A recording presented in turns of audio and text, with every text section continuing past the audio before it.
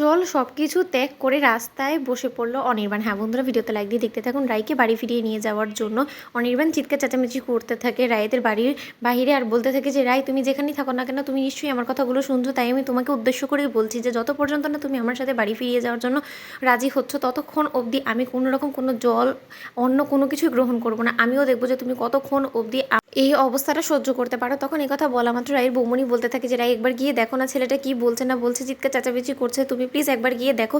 তুমি বললো ও টিকে নিশ্চয়ই শুনবে। তখন এই কথা বলা মাত্র রায় বলতে থাকে, কেন বৌমনি, আমি কি ওকে একবার এখানে আসতে বলেছিলাম? তখন রায়ের মা বলতে থাকে যে রায়, এরকম জেদ করিস না, ঝড়ের রাত কি থেকে কি হয়ে যাবে, তখন কিন্তু ওর বাবা মা তোকেই ধুসবে সব কিছুর জন্য। কি দরকার এই ঝামেলার মধ্যে পড়ার? তুই একবার গিয়ে ওর সাথে কথা বলে নে না ভালো করে, তাহলে আর যাই হোক না কেন ছেলেটা এরকম করে চিৎকার চেঁচামেচি করবে না, বৃষ্টিতেও ভিজবে না। তখন এই কথা বলা মাত্র রায় বলতে থাকে, আমি কোনো মতেই যাবো না। ওদিকে স্রোত জোর করে রায়কে ব্যালকনিতে নিয়ে দাঁড়া হওয়া মাত্রই অনির্বাণ রায়কে দেখে বলতে থাকে যে রায়, আমি খুব ভালো করেই জানতাম যে তুমি আসবে ঠিকই আমার আওয়াজ শুনে।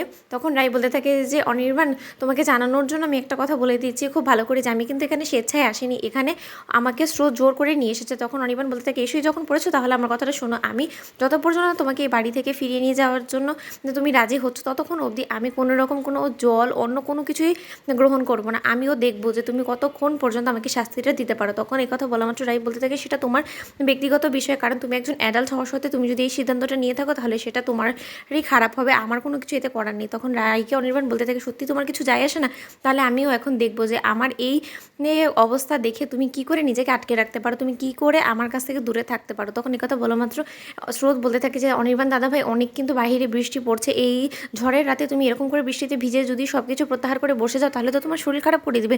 তুমি একবারও ভেবে দেখেছো যে তোমার শরীর খারাপ করলে তোমার মা বাবা কিন্তু সকলে মিলে আমার রায় দিদিভাইকে দোষারোপ করবে, তখন সেটা তোমার শুনতে ভালো লাগবে? তখন এই কথা বলা মাত্র অনির্বাণ বলতে থাকে যে আর আমি অসুস্থ হয়ে পড়লে নিশ্চয়ই তোমার দিদিভাইয়েরও ভালো লাগবে না, তাহলে তোমার দিদিভাইকে বলো এক্ষুনি আমার সাথে বাড়ি চলে যেতে, তাহলে আর আমি এরকম কোনো কিছু করবো না। ওদিকে এই কথা বলা মাত্র রায় বলতে থাকে যে কোনো দিনও না, কখনও তুমি আমাকে মানাতে পারবে না, তুমি যদি প্রয়োজনে এখানে অসুস্থ হয়ে রাস্তার ধারে পড়েও থাকো, তাও আমি তোমাকে ওঠানোর জন্য অনির্বাণ আসবো না। তুমি যা করছো শুধু শুধুই করছো, তাই তোমাকে আমি আরও একবার বলছি যে তুমি ভালোই ভালো এখান থেকে ফিরে যাও, নয়তো বা তোমারই লস হবে। তখন অনির্বাণ বলতে থাকে যে দেখি, লাভ লস হওয়ার কথা ভেবে তো আর আমি এখানে আসিনি, একবার শেষ চেষ্টা করেই দেখি না, আমিও দেখি যে তুমি কতক্ষণ অবধি আমাকে এই অবস্থায় দেখতে পারো। ওদিকে এই কথা বলে অনির্বাণের কাছ থেকে সরে যে রায় দরজা লাগিয়ে বসে থাকে। ওদিকে রায় ভাবতে থাকে যে অনির্বাণ যদি সত্যি সত্যি এরকম করে তাহলে তো ওর অসুস্থ হয়ে যাবে, কিন্তু তখন আমি কি করবো? কিন্তু এদিকে তো ওকে আমি মাথা নাড়তেও পারছি না। ওদিকে এই কথা বলা মাত্র রায় বলতে থাকে, আমার কি যায় আসে, ও অসুস্থ হলে হবে, ও তখন আমি শর্মিকে ফোন করে বলবো যে তোমার দাদাভাইকে এসে নিয়ে যাও।